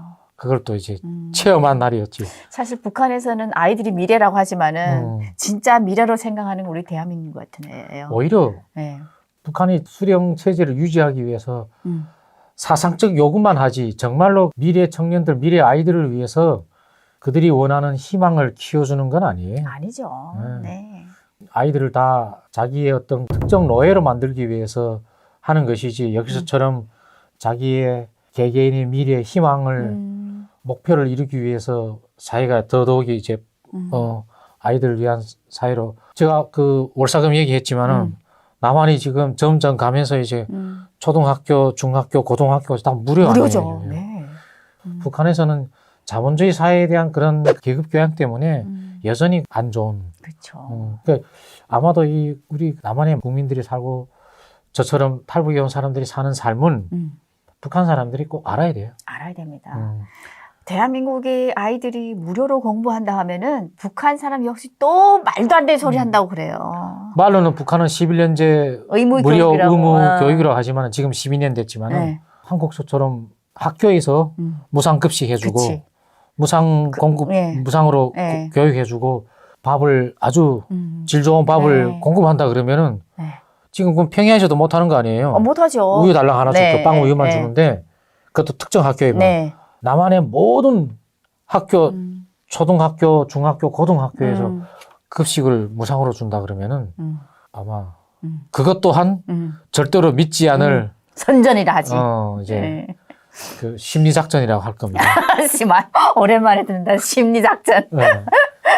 야. 참 남한의 주민들도 북한 사람들이 사는 삶을 알아야 되고 맞아요. 북한 사람들도 남한에 사는 일반 주민의 삶을 알아야 됩니다. 네. 알아야 통일로 가는 길이 가까워져요. 네, 알면 안 되니까 북한이 그러니까 저렇게 막는 거잖아요. 알면 안 되니까 막고 우리 남한 국민들은 저와 특히 우리 유미카의 유튜브를 통해서 저처럼 탈북에 온 일반 탈북민이 남한에서 살아온 이런 이야기라든가 북한에서 살아온 어떤 삶의 부분들을 이런 계기를 통해서 알아야 맞아요. 네, 알아야 차이가 됩니다. 서로가 인정을 하고 그렇죠. 그 차이를 넘어설 수 있는 가까움이 실현이 돼요. 그렇죠.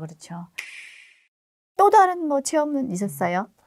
처음 나오면 보통 다 이제 노가다를 현장에서 좀 했는데 오래는 하진 않았어요. 일용직을 한 2달 정도 했나? 그때 이제 마트에 직접 가서 쌀을 샀어요. 그날 받은 돈으로 10만 원 정도를 이제 가지고 마트에 갔는데 이마트 쌀 20kg 포대 그때 가격이 얼마였냐면은 41,000원짜리도 있고 43,000원짜리도 있었고 48,000원짜리도 있었고 비쌌던 기억이 51,000원 내지 53,000원짜리가 있었어요. 제가 쌀 가격을 보고 놀랬죠. 20kg 쌀 포대 하나가 아니 5만 원도 안 하고 4만 그렇지. 얼마. 정말 싸죠. 네. 네, 버는 거에 비해서. 네. 그래서 뭐냐 이거 하루 보통 그 일당이라고 하는 그냥 막일. 막일을 하면 보통 이제 뭐 세금 떼고도 최소 10만 원은 받는단 말이에요. 그런데 하루 일당 가지고 쌀을 2포대 사고도 잔돈이 남아요. 그래서 저는 비록 한 포대 사갔지만은 사갖고 택시 타가지고 집에 이제 가면서 한국에서 일당을 나가 하면은 하루에 나가서 쌀을 40kg를 번다는 거는 쌀 40kg면 한 사람이 적어도 몇 달을 먹죠. 아니 뭐 몇 달이라기보다 이제 북한식으로 표현하면 하루에 잎쌀을 1kg씩 먹는 대가여라도 내 한 달 먹는 식량을 배부르게 배 터지게 먹어도 40kg를 버는 거 아닙니까? 그렇죠. 그러면 하루 나가서 잎쌀 한 달 먹을 이상의 식량을 번다. 이것 또한 내가 형님한테 전화를 하거나 가족한테 전화해서 형님 여기는 말이에요. 하루 나가면은 한 달 이상 식량을 법니다 하면은 그게 무슨 말이 되는 소리냐. 개뼈다 같은 소리 하지 말라. 뭐 이러지. 거짓말 하지 말아라. 너도 반동이 다 됐구나. 아마 이러지 않을까. 네. 그건 이제 금방에 느꼈던 거고. 두 번째, 처음 근무한 데가 연세대에 이제 대학에 보면은 주차 요원이 있어요. 그걸 이제 용역이라 그러는데 용역업체, 관리업체라고 있어요. 그 용역 관리 회사에 들어갔는데 좀 젊다고 이제 안내 요원이 있잖아요. 주차 네. 안내. 네. 그걸 썼어요. 거기서 또 충격받은 거예요. 왜? 대학생들이 입학할 때 첫날. 이야. 연세대에서 이제 첫 2002년 3월 1일 날 네. 연세대 하면은 뭐 한국에 네. 이제 뭐 고려대, 서울대, 고려대, 연세대, 고려대, 스카이대. 연세대 뭐 예. 이제 스카이라 하는 네. 그 대학에서 제가 주차 입고 있었는데 북한에서는 대학생 첫 입학식은 다 이제 그 대학생모를 쓰고 그렇죠. 교복을 입고 대학생 가방 딱 들고 7시 30분까지 다 이제 앞에 등교해야죠. 등교를 해야 된단 말이에요. 등교를 하고 7시 반부터 8시 수업 전까지 무슨 뭐 정치적인 거 이제 하는데 사상교육을 좀 잠깐 하고 뭐냐? 대학생들인지 사회 일반인들인지 모르게 아주 저 부츠 긴 거 있고 미니스커트 있고 뭐 다양한 화장 뭐 염색 프리하죠 완전. 그냥 그 다양한 형형색색의 젊은이들이 그냥 20대 아이들이 그냥 쫙 들어오는 거예요. 그래서 뭐냐? 그 뭐 등교한 날은 또 행사를 하잖아요. 그것도 없어. 그냥 쫙 다 들어와서 각기 알아서 건물로 다 쑥쑥 들어가. 그래서 이제 근무 같이 전에 사람이 물어봤죠. 여긴 등교한 날 등교생들이 여긴 단체 대학생복이 없냐니까. 이 사람이 나를 보고 대학생이 무슨 등교복이냐 이거. 단체복이냐 그래서 아 그래요. 그리고 또 등교한 날 뭐 다른 행사가 없습니까? 그러니까 글쎄 그거야 과별로 뭐가 있겠지 하는 거예요. 그래서 과별로 그다음 점심시간이 됐어. 점심시간이 되니까 배달 오토바이가 그냥 윙윙 들어오는 거야. 대학에? 대학에 배달 오토바이 들어오는데 야. 3월이면은 따뜻한 날은 따뜻하잖아요. 짜장면에 대학생들이 3, 3, 5 누워서 모여서 그 배달시킨 음식을 먹는 거야. 야, 이거 대학에다 음식을 배달시켜 넣어서. 야, 완전 축제네. 북한으로 축제, 말하면. 완전 축제고, 오후 한 5시 되니까 대학에 곳곳에 텐트까지 친다? 진짜로? 텐트 쳐가지고 가별로 뭐 거기서 무슨 뭐, 그 모여서 뭘 해. 그리고 엄청 자유스럽게 그날 학생들이 방학 끝나고 와서 뭐, 정말 학생들의 그 표정에서 20대 자유로움이랄까, 그 낭만. 그걸 보면서, 와, 나도 저 시절에 대학을 다녔지만은, 북한의 대학은 완전 군사체제란 말이에요. 그렇다면서요. 아침부터 새벽에 일어나서 아침 달리기 구호 외치고, 그리고 대학 그 기숙사를 다 단체로 청소를 하고, 그리고 줄 지어서 식당 가고, 줄 지어서 이렇게 또 나오고. 아니, 근데 밥 먹는 것도 왜 줄 서서 갑니까? 반군사 체제니까. 학급이 군사 조직이에요. 한 개 반이 이렇게 소대고, 그 과가 중대고, 학부가 대대고, 대학이 연대. 그렇게 나가요? 그렇게 돼 있어요. 그러니까 다 모든 것을 군대처럼. 군사 조직이에요. 그래가지고 아침 기상나팔 소리 불고, 그래 시작해요. 아침 기상. 대학이 진짜 피곤하네요. 그 대학이 군사활동이나 같아. 그 대학 생활하는 게 군복무보다 결코 쉽진 않네요. 쉽질 않아요. 그런데다가 기숙사 생활, 저는 기숙사 생활 너무 힘들어서 이제 옮겼지만은 기숙사 생활하는 게 공부하는데 잘 먹지 못하고 공부하니까 대학생도 영양실조 오거든. 그렇다고. 네, 맞아요. 대학생들. 그런 대학을 제가 보고 왔는데 남한의 대학생들 보니까 이거는 또 대학도 역시 하늘과 땅 차이다. 뭐 야, 배달 시켜 먹지, 옷 자유롭게 입지, 하고 싶은 거 하지. 네. 물론 남북한 대학생들도 다 학업이라는 그런 의무가 있겠지만은 남한의 대학생들은 정말 그 20대의 학업과 그런 모든 것들이 자유에 기초한 것들을 한다는 게 그걸 보는 북한의 대학생들은 아, 얼마나 부러워하겠습니까? 너네는 정말 천국에서 살고 있다. 아마 그렇죠. 그럴 거야. 네. 참 이게 북한의 대학과 대한민국의 대학 하나 뭔들 비교가 되겠습니까? 다 비교가 안 되죠. 거기서 일을 하다가 또 이제 제가 전공 분야를 살려서 자원개발 관련한 데서 일을 했어요. 그러다가 어떤 계기가 돼가지고 탈북 단체에서 일을 하게 되죠. NK 지식인연대라고. 거기서 이제 근무를 시작하게 됐고 그 2009년도 이제 6월부터 그 전에는 쭉 일반 회사 생활을 했죠. 그래서 첫 탈북 NGO, 탈북자 단체에서 일을 시작했어요. 그러다가 2010년 10월에 북한 민주화위원회라는 그 단체도 황정엽 선생님이 만든 단체예요. 위원장, 초대 위원장을 했거든요.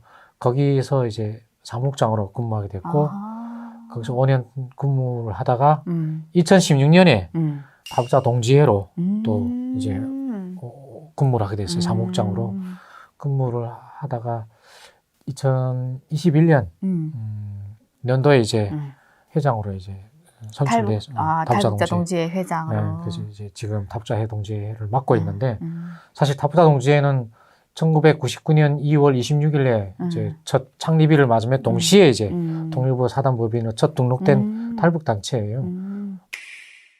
그리고 또 이 홈페이지 통해서도 해외에 있는 탈북민들도 탈북자 동지 홈페이지에 접속을 해서 많이 들어오죠. 그 제일 역사가 오래돼 있고 그렇죠. 활성화도 제일 이제 잘 돼 있었고 그리고 해외에 있는 일반 탈북민들 또 해외에 나와 있는 북한 근로자들 해외에 나와 있는 북한 사이버 공작원들 다 들어옵니까? 다 들어와서 봐요.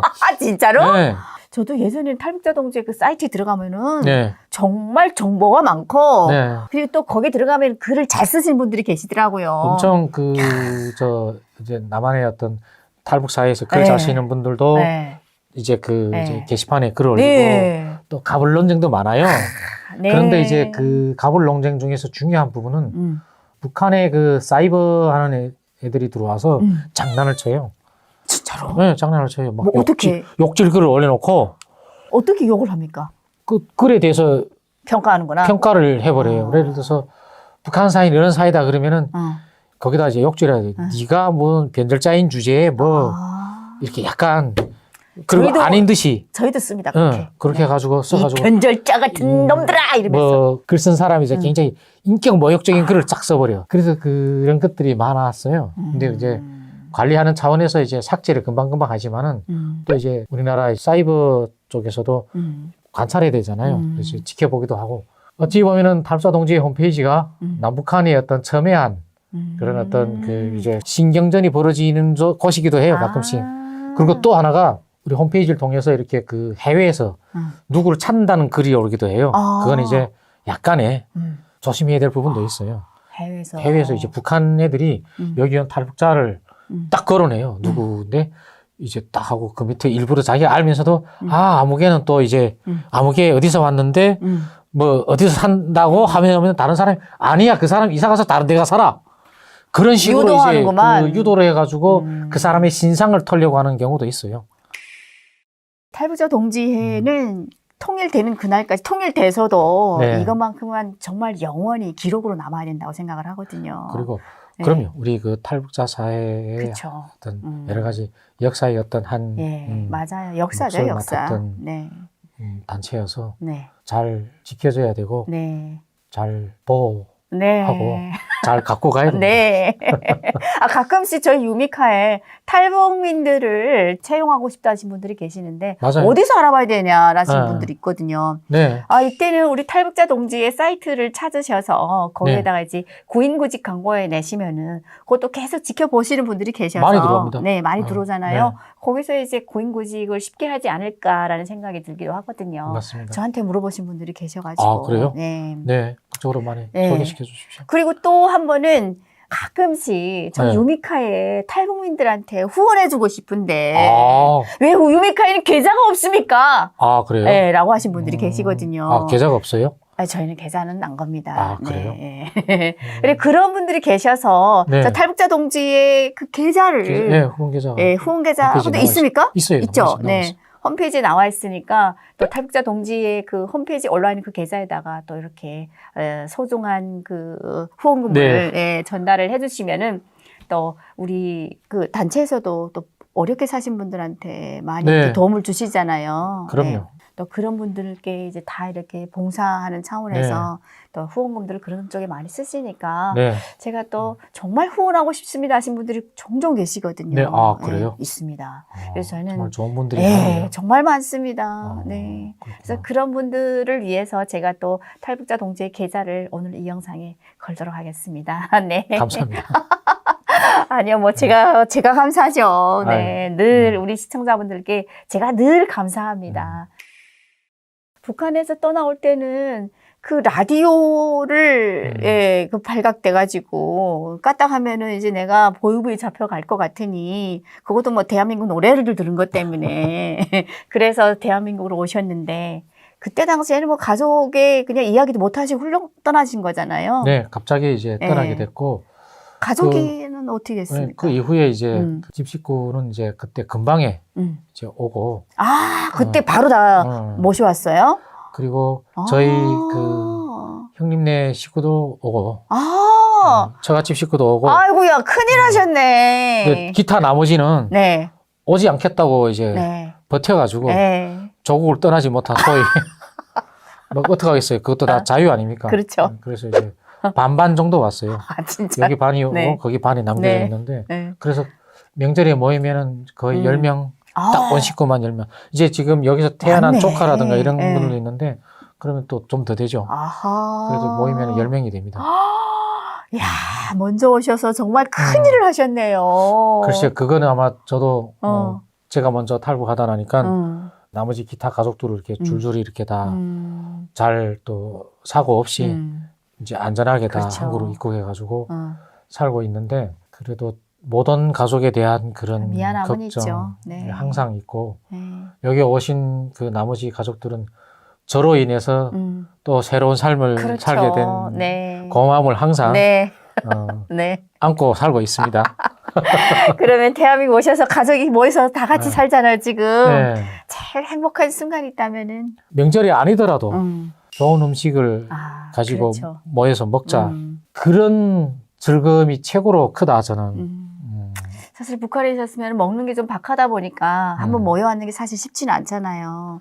그리고 잘 먹는 날은 사실 명절날이어야지 잘 먹는 거고. 그것도 명절에 잘 먹는 사람도 편안하게 잘 먹는 사람이 그렇죠. 많지 않아요. 네, 많지 않죠. 많지 않고 정말 고기 1kg, 두부 한 모, 뭐 이런 것들도 그렇게 쉽게 마음 놓고 먹을까. 여기는 고기도 어떤 거 먹으면 살이 지고 비계가 많다고 골라 먹고 돼지고기도 많이 자주 먹으면 살이 진다고 그렇죠. 이 고기를 이제 그 살찌는 것 때문에 걱정스러워서 안 먹는 이런 환경에서 살고 저기는 고기가 귀한 사이에서 맞아요. 살기 때문에 그 인식 자체가 굉장히 차이가 나요. 그럼요. 네.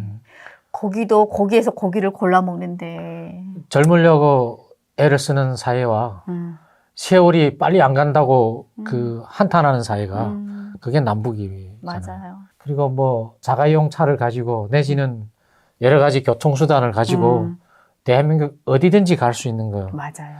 누가 뭐 증명서를 보자고 하나. 그렇죠. 제주도든 대한민국 어디에든지 갈 수 있다는 그게 저는 제일 즐거움이 아닌가. 맞아요. 그리고 마음 먹으면 가서 먹고 싶은 거 먹고 그렇죠. 보고 싶은 것을 다 보고 보고, 네. 그것 또한 음. 대한민국에서 누릴 수 있는 네. 일반 국민에서 누릴 수 있는 최대의 자유죠. 즐거움이고 네. 자유고 네. 행복이 아니냐. 네, 맞습니다. 이런 게 정말 행복이다라고 얘기하는 거는 우리 북한에서 살다 온 사람들만이 느낄 수 있는 거예요. 그렇죠. 네, 정말 갓긴 그 통제 속에서 살다 보니까 대한민국 와서 자다가도 언제 어느 순간에 어디를 가도 누가 뭐라고 안 하는, 아무 때나 내가 먹고 싶은 거 먹을 수 있는 이런 사회. 우리는 양쪽에 다 살아봤으니까 그럼. 네, 그거 느낄 수 있는 건데, 그러면 마지막으로 대한민국에 오셔서 지금 탈북자 동지회 회장님이시잖아요. 네네. 네, 우리 또 탈북민들을 위해서라든가 또 이렇게 덕담의 말씀을 남겨주시면은. 덕담이라기보다 네. 그냥 저는 단체에서 이제 이제는 10년 이상 되다 보니까 네. 우리 고향에서 온 탈북민들 사이에서 좀 더 주변에 좀 더 어려운 사람이 없는지 또는 또 어려운 사람이 나서지 못하는지도 좀 찾아보고 그래서 다 같이 함께 통일을 향해서 가는 길에 낙오자가 없어야 된다. 떨어지거나 힘들어서 포기하지 않는 우리 3만 명의 탈북민들이 좀 잘 어울려가지고 꼭 고향에 가는 그날까지 건강하고 즐겁게 네. 다 같이 네. 가는 그날을 위해서 조금 더 네. 우리 이웃을 좀 우리 동료 이웃을 돌보면서. 좀 보면서 가는 그런 기회를 올해는 좀 가졌으면 좋겠다 하는 그런 바람이 좀 있어요. 역시 회장님이십니다. 네. 나 혼자만 살지 말고 그냥 주변을 좀 많이 살펴서 조금만 이제 그 관심을 가지면은 그런 한 해가 되었으면 좋겠다. 네. 정말 훌륭하신 말씀, 멋진 말씀을 남겨주셔서 정말 저 또한 같은 탈북민이라서 감사하고 응원하겠습니다. 감사합니다. 네. 오늘 또 이렇게 어렵사리 우리 회장님을 초대해서 정말 좋은 이야기를 많이 해주셨고. 그래요? 또 20년 전 이야기를 어제 일처럼 정말 아직도 잊지 않고 이렇게 이야기를 해주셔서 네. 너무너무 감사하고 또 다른 탈북민들한테 들어보지 못했던 그런 경험담을 많이 얘기를 해주셨어요. 네. 네, 제가 늘 인터뷰를 하면서 거의 비슷한 소리를 많이 듣는데 정말 신선한 이야기를 많이 들은 것 같아서 저 또한 오늘 즐거운 방송이었습니다. 네, 저도 감사한 시간이었습니다. 네, 감사합니다. 네. 그러면 오늘은 여기까지 하고 마치고요. 오늘도 저희 유미카 유튜브를 시청하고 계시는 시청자 여러분, 시청해주셔서 감사합니다. 감사합니다. 네, 중고차 필요하시면 언제든지 저희 유미카로 전화 주시고요. 꽃배달도 저희 유미카에서 주문 부탁드려요.